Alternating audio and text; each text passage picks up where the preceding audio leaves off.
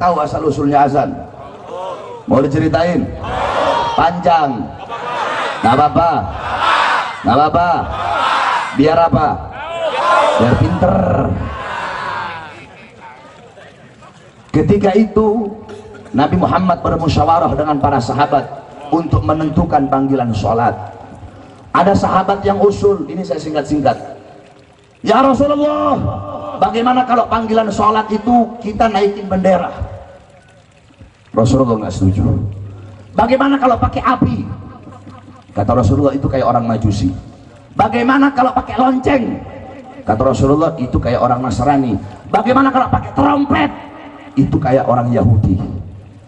Tiba-tiba Abdullah bin Zaid berkata, ya Rasulullah, semalam aku bermimpi ada orang yang berkata, Allahu Akbar, Allahu Akbar, Allahu Akbar, Allahu Akbar, asyhadu an la ilaha illallah, asyhadu an la ilaha illallah, asyhadu anna Muhammadar Rasulullah, asyhadu anna Muhammadar Rasulullah, hayya 'alas shalah, hayya 'alas shalah, hayya 'alal falah, hayya 'alal falah, Allahu Akbar, Allahu Akbar, la ilaha illallah. Nabi pun menyetujui itu sebagai panggilan salat, sebagai tanda waktu masuk sholat, sebagai panggilan orang-orang yang masih berdagang agar menutup dagangannya, yang punya toko agar menutup tokonya, untuk bersegera kembali kepada Allah Subhanahu wa ta'ala. Adapun iqamat, kalau iqamat itu adalah waktu tanda akan segera dilaksanakannya sholat. Nah, Nabi punya dua muazzin. Yang pertama Bilal ibn Rabah, yang kedua siapa? Ada yang tahu nggak? Siapa? Abdurrahman Nana, Abdurrahman Mahrus. Yang kedua Ibn Ummi Maktum. Ya, Ibn Ummi Maktum. Nabi punya muazzin dua, subuh, duhur. Ya, subuh, duhur biasanya Bilal. Asar, subuh, duhur, asar Bilal. Maghrib, isya biasanya Ibn Ummi Maktum. Kalau nggak salah begini, kalau nggak salah kebalik. Kalau benar, kalau nggak salah itu dari subuh Bilal sampai asar Ibn Ummi Maktum, maghrib, isya. Nah, pertanyaannya, kenapa Nabi milih dua sahabat ini? Kalau mau bilang suaranya enak, banyak sahabat yang suaranya enak. Banyak sahabat yang suara enak. Kenapa Nabi pilih Bilal ibn Rabah dan Ibn Ummi Maktum? Karena dua sahabat ini adalah dua sahabat yang paling keras suaranya. Bilal kan orang hitam. Ya, ini saya punya murid namanya Bilal, orang Ambon. Mana Bilal? Ah, itu orang Ambon tuh, murid saya itu. Nama doang Bilal. Cuma nggak pinter kayak Sayyidina Bilal tuh. Saya ganti namanya kemarin jadi Bilal tuh. Karena hitam makanya saya ganti Bilal. Orang hitam suaranya kencang-kencang. Ah, Nabi pilih Bilal. Kalau mau bilang enak, banyak sahabat suara yang enak. Jadi maksudnya apa? Agar suaranya kencang, agar terdengar oleh orang, agar terdengar di setiap pelosok-pelosok, agar terdengar di telinga-telinga orang yang tidak mau mendengarkan azan. Dari sekian banyak rumah, Nabi pilih rumah yang paling tinggi. Kenapa rumah yang paling tinggi? Jawab. Rumah pendek, tempat kalau pendek sama tempat tinggi, yang lebih kenceng suaranya tempat yang mana? Yang mana? Yang mana? Berarti Nabi memerintahkan itu tanda bahwasanya azan harus kenceng atau pelan? Kenceng atau pelan? Keras atau pelan? Keras atau pelan? Agar suara terdengar. Makanya Nabi pilih rumah yang paling tinggi sebagai tempat azan, saudara-saudara.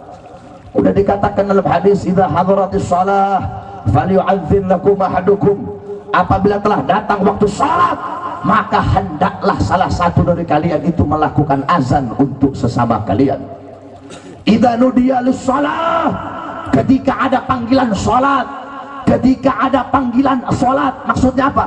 Ketika azan dikumandangkan, adbar syaitan, setan lari terbirit-birit sampai terkentut-kentut. Itu setan kalau dia dengar suara azan. Berarti kalau yang nggak suka suara azan berarti apa? Kalau yang mau suara azan kecil berarti apa?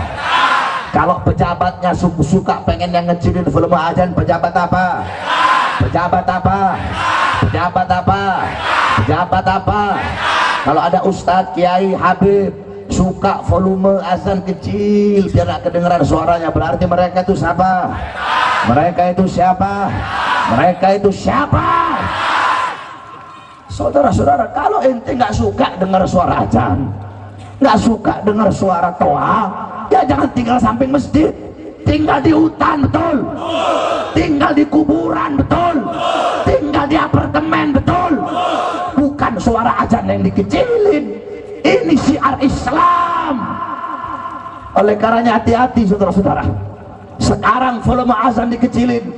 Kemarin si Yusuf Kalla udah ngomong itu, Daeng satu itu, bahwasanya suara azan itu harus dikecilin karena mengganggu. Saya tanya, kalau azan mengganggu, apa dangdut ganggu tidak? Dangdut mengganggu apa tidak? Kalau kamu tidak suka dengan kebisingan kendaraan, jangan tinggal di pinggir jalan, betul? Kalau nggak suka dengan suara ombak, jangan tinggal di pinggir pantai, betul? Kalau nggak suka suara burung, suara monyet, jangan tinggal di tengah hutan, betul?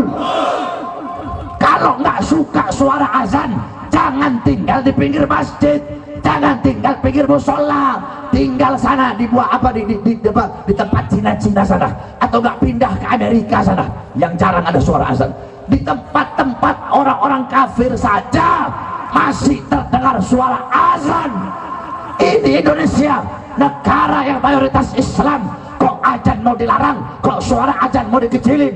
Kami para pemuda-pemuda Islam tidak akan pernah kami biarkan pemerintah mengecilkan volume azan. Sekarang dikecilin, besok toanya dicopot, besok toa dicopot, besok masjidnya ditutup. Oleh karenanya kami bersumpah demi Allah, kalau sampai suara azan akan dikecilkan oleh pemerintah atau toa akan dilarang, maka panggilan hayya ala sholat akan kami ganti hayya ala jihad. Berperang di mana? Saya tanya, kalau sampai azan dilarang, siap perang? Siap perang? Kamu lihat saja nanti. Kalau memang betul azan dilarang, ya Allah, saya ini orang, kalau ngomong saudara-saudara, saya orang yang tidak takut dengan siapapun kecuali Allah dan orang-orang yang takut kepada Allah. Saya takut sama Allah dan saya takut kepada orang-orang yang takut kepada Allah Subhanahu wa ta'ala. Oleh karenanya saya sampaikan kepada kamu semua, kalau sampai besok-besok azan dikecilin, besok-besok azan dilarang, tapi Allah, saya yang akan pimpin perangnya, saudara-saudara. Siap berperang. Kalau sampai azan dilarang, siap berdarah, siap hancur, siap binasa. Allahu Akbar.